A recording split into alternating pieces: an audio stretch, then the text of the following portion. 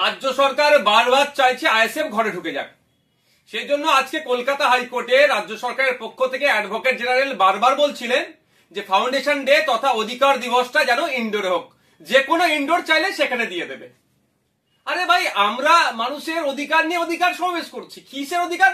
যেভাবে কেন্দ্র সরকার কালা বিল অ্যামেন্ডমেন্ট আছে, ওয়াকফ সম্পত্তি দখল করে নেওয়ার চেষ্টা করছে, কেন্দ্র সরকারের এই অ্যামেন্ডমেন্টের বিরুদ্ধে আমরা অধিকার সমাবেশ করছি। আদিবাসীদের জল জমি জঙ্গলের স্বাভাবিক অধিকার কেড়ে নেওয়ার চেষ্টা করছে কেন্দ্র সরকার, তার বিরুদ্ধে বলছি আমরা।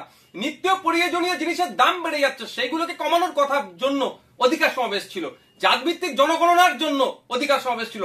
যেভাবে বিভিন্ন রাজ্যে মুসলমান হওয়ার জন্য, দলিত হওয়ার জন্য, আদিবাসী হওয়ার জন্য পিটিয়ে মেরে দিচ্ছে, তার বিরুদ্ধে, মহিলাদের উপরে যে অত্যাচার চলছে তার বিরুদ্ধে আমরা এখানে সেগুলো বন্ধের জন্য অধিকার সমাবেশ ডেকেছিলাম।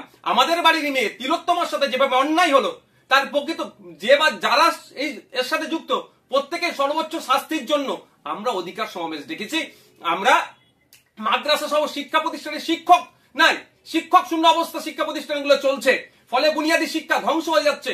শিক্ষক নিয়োগের জন্য অধিকার সমাবেশ দেখেছি।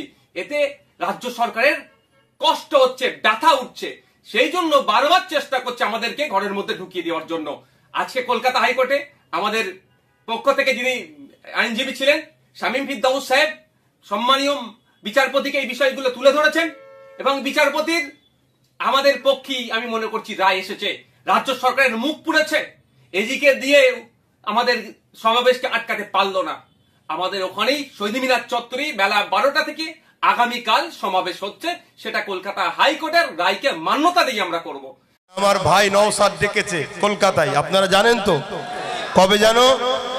হ্যাঁ, 21শে জানুয়ারি। আজকে কতই জানুয়ারি? 19শে জানুয়ারি।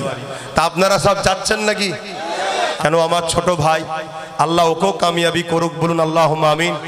কি গো, বড় ভাই হিসেবে চাইবো না? চাইবো না? ওকে আমি সাপোর্টও করি, ওকে পিয়ার করি, ওকে সহযোগিতা করি, সর্বদিক তোর পাশে দাঁড়িয়েছি আমি।